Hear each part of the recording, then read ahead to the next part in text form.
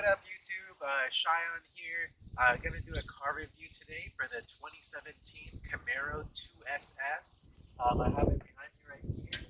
It's great with a white exterior, blacked out rims, and I'll go over some of the features it has, and it's gonna be fun. So one of the first features I want to go over are the Camaro Brembo brakes. Comes with all four tires on disc brakes, and you got 245s on the front, and you got 275 width on the back. So a lot of good traction to be able to handle the power of this vehicle. Yeah. So let's talk about the engine real briefly. It has a 6.2 naturally aspirated 8-cylinder, which actually on the highway gets pretty good gas mileage. It averages between 25 to 35 miles per gallon on the highway. In the city, if I'm stepping on it, I get as low as 3 miles per gallon. So in the city, it definitely is a gas guzzler, but in the highway, not too bad. Good road trip car. And the exhaust noise is pretty quiet too. There's not any drone, so that's really nice. You can get a quick view of the engine bay. Here's the 6.2 liter outputting 455 horsepower with a 1-to-1 ratio to torque, having 455 pound-feet of torque at the crank. Very high power output, and there's also 4 dynamic settings which we'll go over, and we'll show exhaust clips of them too. So it has an exhaust gate that opens up. One at like higher RPM, one that's quiet throughout the entire RPM range, and so we can test those out as well. But yeah. Hello everyone, I'm sitting in the back seat of this 2017 Camaro 2SS. We do have back seats in here, but they're basically, you could barely fit an infant back here. I'm about 230 pounds and 6 feet tall, and I can't stand up straight. My legs are stuck down here. Not where I'd want to be sitting in this car. But it is nice for insurance purposes because it can seat 4 people, or maybe 2.5 people. I don't know, it's good for a storage compartment, but I prefer to be in the driver's seat. Segueing from the back seat, you'll see here this car is equipped with a charging pad, which is nice. You can lay your phone on top of this and do cordless charging. So that's a really nice feature of this Camaro 2SS.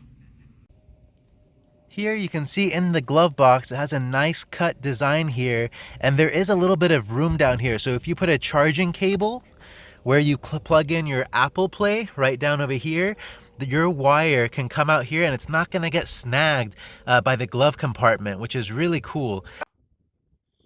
Here are the SS seats that come with the car.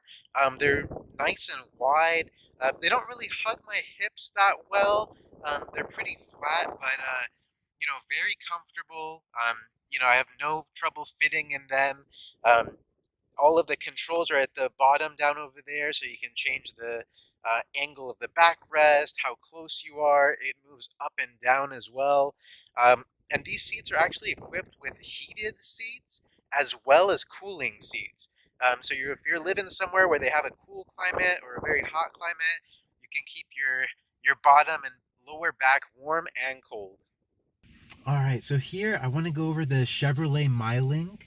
It has a fully touchscreen screen here, and you can go over things like your music, connect your phone via Bluetooth or iPhone Play.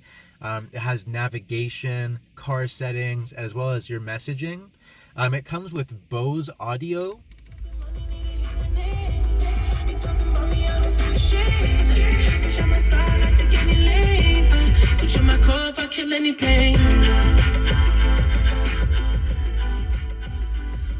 So the sound quality is really good. I mean, I didn't even bump it up all the way, and it was kind of getting out of hand. So a lot of power there in terms of sound quality. You can connect your phone here and pair different devices. You can access your contacts, your voicemails. You can also do voice messaging. So while you're driving, you can send voice requests via text message, which are really cool. This is what the navigation looks like. It's very receptive to touch, And I like the way the streets are labeled, and the visual aspects of this navigation are really good, as well as with the voice command. So if you want to give an address via voice, it's actually pretty receptive to that as well. And not only does it show your next turn on the navigation screen, there's also a digital light that shoots out in front of you that shows you your miles per hour, how many G-force you're taking on a turn, what gear you're in, as well as it'll tell you the music you're listening to, or your next turn for the navigation as well. So great features here. You can go to the home button here. You can check your weather. It has OnStar, different settings you can play with language. There's a valet mode, which is pretty cool. I haven't even tested that one yet. But you can essentially put a lock on the car, which is really nice feature when you're going to valet mode. You can calibrate the touch screens. You have Wi-Fi in the car. So, you have Wi-Fi on the go. It's great. You don't have to use any data for your phone if you don't have unlimited. And yeah, there's a show mode. You could turn on all the inside of the car. We have light strips. So you get cool lighting inside. And you can also link the lighting on the inside to the different driving modes you're on.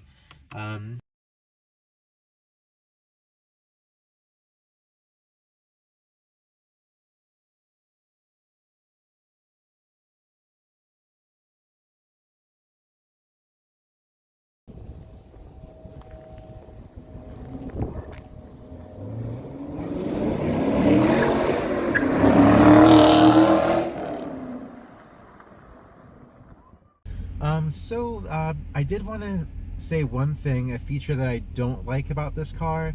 If anyone at the higher ups from Chevrolet are watching this, it has to do with the first to fourth gear fuel economy option. Please remove that, because it really takes away from a little bit about the fun of this car.